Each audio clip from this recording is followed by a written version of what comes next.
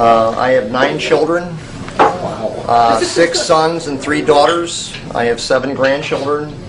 And when I found out that through birth certificates and Social Security cards that I had unknowingly made corporate slaves out of my children, I was a really unhappy person. Okay? We showed the signature line on the checks, and that is called microprinting. And now, if I started a corporation, and I knew that I had started a corporation, I would open a corporate checking account for that corporation that I would be the president of, and it would make some sense for the signature line to say authorized signature, because the corporation I would start wouldn't have a hand and couldn't sign anything. It would take a flesh and blood human being, the person who had started the corporation. But on a personal check, it doesn't make any sense, because on a personal check, it's a personal check. But the truth is it's an all caps name. The checking account that you have is an all caps name. Look at your driver's license. It's an all caps name. Voter registration, credit cards, everything that you do is in all caps. They have created a corporation out of you, and on the checks, in order for it to be valid, the authorized signature of that corporate account needs to sign it. What do you know about fine print? When they put fine print on a document, the finer the print, the more important it is to them, and the more they don't want you asking any questions about. I have run into almost nobody that knew that that signature was on there unless they were part of some type of a patriot movement. And it's hidden in plain sight because it has MP right behind it, which stands for microprinting. But nobody seems to catch this because it's hidden in plain sight. So the corporate identity thing is basically like me sneaking into your room when you're a baby, or sneaking in with your mother at the hospital when you were born, and basically stealing your identity and creating a corporation that you're actually the owner of, okay, but you don't even know that it exists. And then the initial public offering of that corporate entity is offered through a birth certificate bond. You can get as many copies, certified copies of your birth certificate as you want, but you can't get the original. Why can't you? The reason you can't get the original is because it was sold on the Securities Exchange as an initial public offering. I was born in the mid-50s, and the initial public offering of my birth certificate bond was sold on the Securities Exchange for about $600,000 in 1955. I have a 2-year-old. The initial public offering of a 2-year-old these days is about $2 million. It really is identity theft. All of these original security bonds, okay, that accrue value as they're used in commerce, and the value of the bonds go up, are actually held in each of the Federal Reserves all around the country. Now, a bond yields its profit to the person who is in possession of it when it matures. Guess when your birth certificate bond matures? When you die. And when you die, the person who, or the corporation that's holding the bond, will keep all the profit that that bond has generated. At my age, with the amount of commerce that I've done and the business that I have run, it's an estimate that I've probably got between $5 and $10 million is the actual value of my current bond. But because I'm not in possession of it, and I'm not even supposed to know that it exists, all those assets based on my identity have done me no good whatsoever.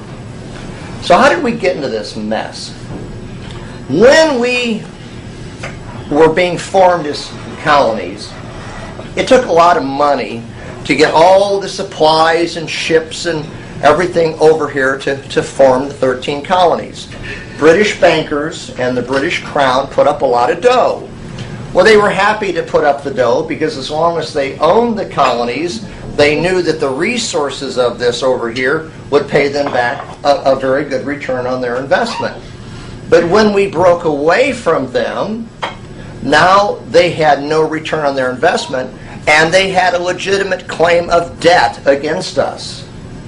If we weren't going to be theirs anymore, we needed to repay them for what they had invested to get the colony started. It was a legitimate debt that we owed when we were formed. There are sentences in the Constitution that read that the debts under the Confederacy are continued under this Constitution. So the Constitution is also an agreement of debt to the British and to the French, because we asked the French to help us defeat the British, and they wanted to be paid back for their military expenditures. So we basically were broke when we became a country, and what we didn't know, or I didn't know, is that the bank note when other countries loan to a country is a 70-year note. So the 70-year note comes due when Lincoln is president. They don't have the money under Lincoln to pay off the note. So Lincoln doesn't want to give the public lands of the 13 colonies and the public lands of the Louisiana Purchase back to the Europeans in a foreclosure. He'd rather have that not happen on his watch. So he says to the European bankers, can we renegotiate the loan? And they said, well, we might do that, but we're going to want some upfront money, we're going to want better terms, and we're going to want more collateral. Under Lincoln, there were now 34 republics, many of which were not, part of the original 13, weren't part of the Louisiana Purchase. And he went to them because what the European bankers wanted was they wanted the public lands of all 34 republics to be held as collateral against the new national debt for the next 70 years. Well, when the southern states heard that they were being asked to do this in a war that they hadn't fought in for collateral to bankers, and they didn't like the terms, they basically said they're not going to do it, and they seceded. The real reason for the Civil War and the secession of the states was over the collateralizing of the public lands of those republics. Slavery might have been an issue and various other things. State rights was involved in it, but it was really over the collateralizing of the public lands, and they weren't going to do it. Now Lincoln has a problem. He no longer has a quorum to convene Congress. He can't renegotiate the loan because he has no power to pass any laws. So he had an idea. And I think it was the best idea he could come up with because he was in a pretty bad spot. He started a corporation, the Act of 1871, which basically gave him the ability to form an all uppercase United States of America corporation with a physical jurisdiction of the District of Columbia, which was where they had the authority to do business, and he reconvened Congress as a corporation. As a reconvened corporation, he was able to renegotiate the debt, fight the war, and get the southern states to sign under duress, because some of the governors, even after the war, with threat of military action against the state capitals, had their governors forcibly replaced. Once that was done and all the collateral was in for the European bankers, I think Lincoln probably intended to shut the corporation back down, is my guess. But he was killed before he could do it, because they realized that this was a sweet opportunity to get around the Constitution. All right, so 70 years go by, and now we're up to the time of the Great Depression. We're up to the time when the rich elite go to Jekyll Island and they look for a way to permanently get a central bank into the American economy. If you have a central bank, the bankers who control the currency make a fortune off of the resources of the people.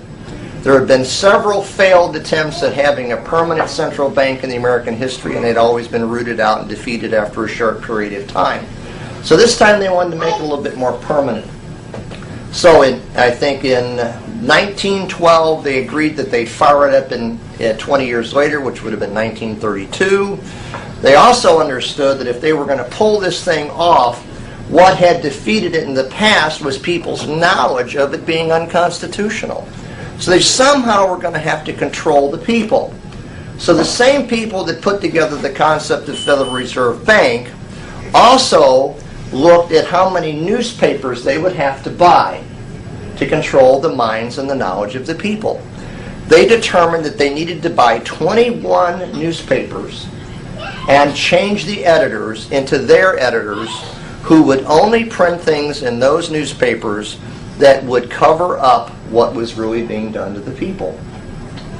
So they have controlled. So we have not had a free press in the United States, going all the way back to when newspapers really was the press, all the way back to about 1912. These same people, when radio kicked in, bought the radio stations. The same people have bought the television stations and the satellite and the cable stations. The knowledge that we are sharing here today has been spread abroad to at least 30 million Americans because of the internet. They haven't been able to control the internet like they have the newspapers, the television, and the radio since 1912. So the ability for us to go all around the state and all around the country and find people that are aware of these deceptions is because of the internet.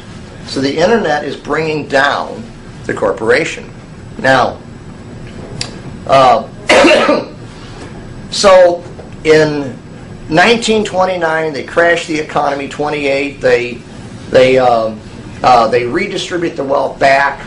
They take away the gold by making us enemy combatants, and they give us worthless Federal Reserve notes for our gold, made it illegal to own gold, bullion. They wanted additional collateral for the next 70-year term. They already had all the public lands.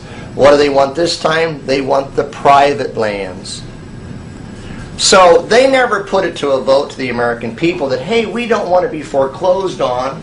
So would you all mind having your private lands, houses, and farms put up as collateral against the national debt so we can spend foolishly for another 70 years and make ourselves rich as politicians at the expense and the risk of your private property?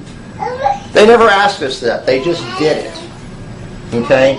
So by 1933, they had collateralized our sweat equity through birth certificates and made commercial entities out of us and stolen our identity. They had also put our private property up for collateral against the European debt. Some very, very brave people from 33 to 38 took the government to court for fraud, for doing these things. These court cases went all the way to the Supreme Court.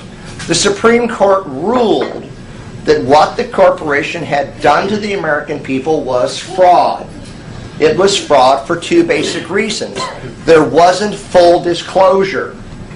If I can prove that your grandpa made a deal with my grandpa and that he didn't fully disclose the terms, there is no statute of limitations on fraud. Also, it was fraudulent because there was in consideration 2 days. Will you wash my car every day and wax it once a week, and in exchange for that I will give you nothing? Contract? No contract. There's no consideration going both ways. If I say I'll give you a penny a week and you agree to it, now we have a binding contract. It's a really sweet deal for me, but it's still consideration both ways. So the Supreme Court told the government that they had put our private lands at risk if they defaulted on the loan, and that there had not been full disclosure, and there was no consideration to us for using our identities to be the backing of all the money and to put up our private property for collateral against others, that we had been given nothing in exchange for all that risk. So there had to be full disclosure, and they had to give some consideration. I'm sure they ran an ad in the legal newspaper somewhere, so now we've got the disclosure out of the way, okay? And they said to the Supreme Court, if any of the American people submit any debt to the Treasury, not purchases, but debt, we will pay their debt out of the large sums of money that we are holding in their birth certificate bond. And that was okay with the Supreme Court. Now, they don't honor that, and they don't advertise that.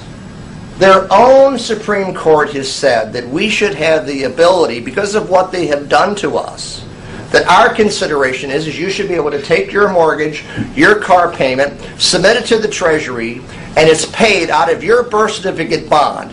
Because whatever debts you could ever rack up, it's a drop in the bucket to the amount of money that they have made off of your identity since your birth. If they solved all my financial problems, it wouldn't be 1% of what they have made off of me, and they're going to keep the rest when I die. Like they kept all the rest of my mother and my grandfather. So, that's why on the checks there's authorized signature, because we as sovereign human beings are a higher life form than a corporation. In order for them to control us, they had to have parity. So they, through birth certificates, driver's licenses, license plates, marriage licenses, social security cards, voter registration, titles for your cars, titles for your land. You get a deed of trust, which says right of tenancy and right of assignment. Tenant's where we get the word tenant from, tenancy. The personal property tax is us paying the owners of the property for us being tenants. Isn't that a wonderful concept? Now, so all of this has happened to us, and the Patriot movement has been fragmented and been around for maybe 20 years, and they've tried to use commercial law, they've tried to use maritime law, they've tried to use common law to get some remedy, to get some constitutional rights back to the people in opposition of what the corporation has done. The corporation exists at the federal, the state, and the county levels. It's throughout. It's all corporate.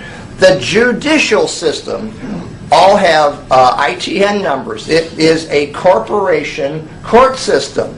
The court system upholds the contract of the corporation against your corporate identity. It's really a sweet deal for them. So, the Patriot movement really never was able to get much remedy because the courts are rigged against the truth being they don't honor their own laws. Now let's talk about the currency a little bit, because I omitted that.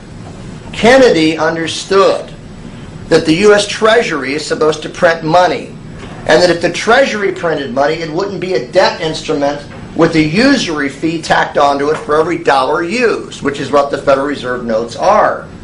So he put Executive Order 111100 together in 1963, authorizing the U.S. Treasury to print notes, to print dollars, not notes, backed by silver, and they were starting to be put into the banks. He printed billions, I think it's 10 billion of fives and tens, and I think 5 or 10 billion of $20.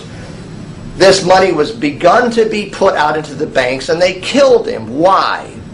Who in their right mind would take their paycheck in 1963-64 and get Federal Reserve notes for their paycheck worth nothing, or get Treasury notes backed by silver? For every Treasury note that was used, the usury, the rent, taxes, which is what everything the IRS collects is basically just the usury for the money, would have come to an end. The central bank would have come to an end. The cash flow to the European rich and to the bankers and the crooked politicians would have come to an end. So they whacked him.